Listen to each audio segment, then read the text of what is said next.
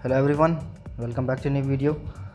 Sir, जैसे कि UPPSC एई का एग्ज़ाम आपका होने वाला वीडियो में मैं आपको दिखाने वाला हूं सिविल इंजीनियरिंग पेपर सेकंड 2019 में जो यूपीपीएससी स्टेट इंजीनियरिंग सर्विसेज 2019 में एग्ज़ाम हुआ था उसका सिविल इंजीनियरिंग ब्रांच का पेपर सेकंड, जिसमें आपकी 25 क्वेश्चन सामान्य अध्ययन यानी कि जीएस से थे और 100 क्वेश्चन आपके सिविल इंजीनियरिंग पार्ट सेकंड से थे।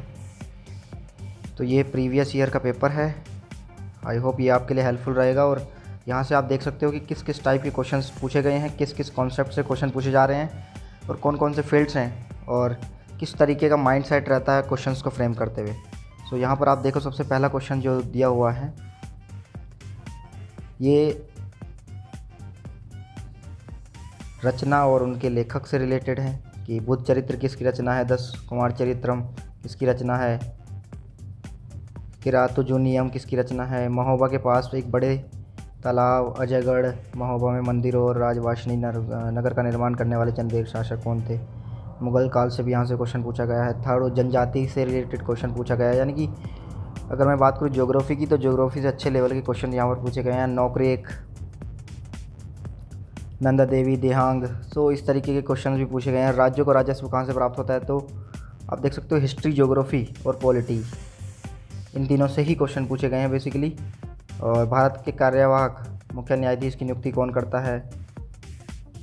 The rotation intensity of maize mustard and moong crop is, so यहाँ अगर मैं बेसिकली ध्यान दूँ, जैसे कि सिलेबस में भी क्लियरली मेंशन है, हिस्ट्री, ज्योग्राफी और पॉलिटी से क्वेश्चन आए हुए हैं और मैक्सिमम क्वेश्चन उसके बाद आए हुए हैं करंट अफेयर से। सो आपको 4 चीज़ों पर बेसिकली फोकस करना है, हिस्ट्री, ज्योग्राफी, पॉलिटी और करंट अफेयर, यही आपके सिलेबस में है। और करंट अफेयर से बहुत सारे क्वेश्चन यहाँ पर लगातार पूछे गए हैं, तो ज़्यादा आप टेंशन ना लें, करंट अफेयर पर बेसिकली फ़ोकस करके चलें।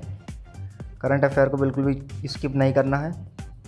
यहाँ पर झील के किनारे प्रारंभिक कृषि वाला स्थल कौन सा था, तो ये सारी चीज़ें आपको ध्यान में रखनी है। यहाँ से आपको एक आइडिया लग जाएगा। इस पेपर को ध्यान से देखें, वीडियो को अंत तक देखें, ताकि आपको पता चले कि किस किस टाइप के क्वेश्चंस लास्ट ईयर में फ्रेम किए गए थे यूपीपीएससी के द्वारा,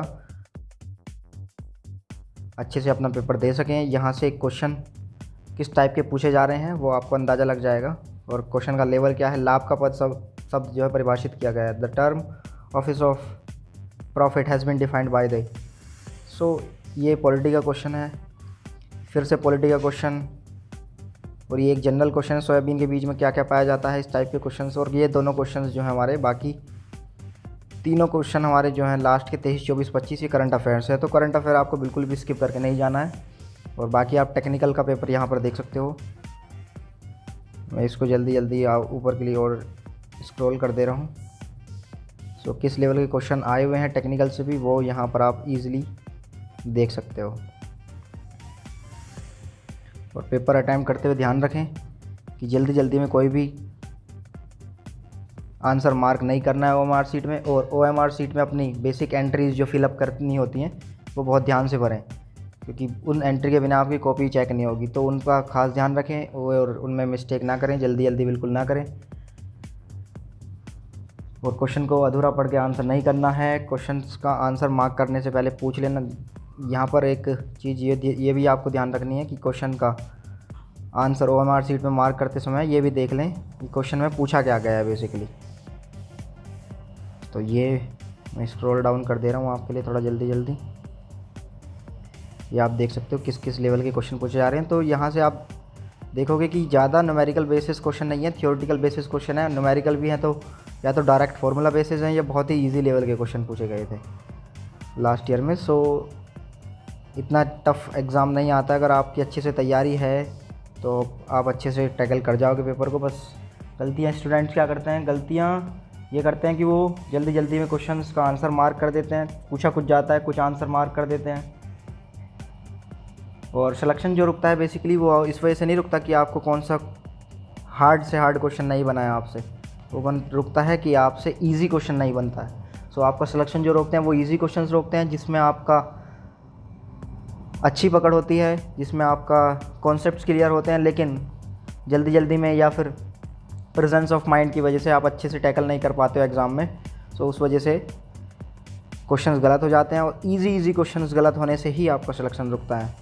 सो इस बात का बेसिकली ध्यान रखें कि आपका सिलेक्शन ऐसे नहीं रुकेगा कि हार्ड क्वेश्चन नहीं हो रहा है। हार्ड है क्वेश्चन पेपर तो वो सभी के लिए है, कोई एक particular question out of syllabus आ रहा है या फिर आउट ऑफ आपकी जो रीडिंग है उससे आ रहा है, तो वो क्वेश्चन रहता है कि मैक्सिमम लोगों से नहीं बनता है। लेकिन ईजी क्वेश्चन अगर आप गलती करते हो और दूसरे लोगों से सही कर देते हैं तो वहाँ आप उनसे पीछे रह जाते हो, तो इस वजह से आपका सिलेक्शन रुकने के चांसेस रहते हैं।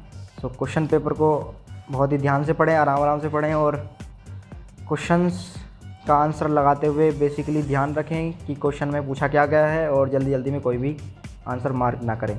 सो गाइज़, आई होप ये वीडियो आपके लिए हेल्पफुल रहेगी और ये क्वेश्चन पेपर से आप कुछ सीखोगे, किस लेवल के क्वेश्चन पूछे जा रहे हैं, क्या डिफ़िकल्टी लेवल है और किस किस टाइप के क्वेश्चन पूछे जा रहे हैं। सो थैंक यू, मिलते हैं नेक्स्ट वीडियो में। Keep studying, keep motivating yourself.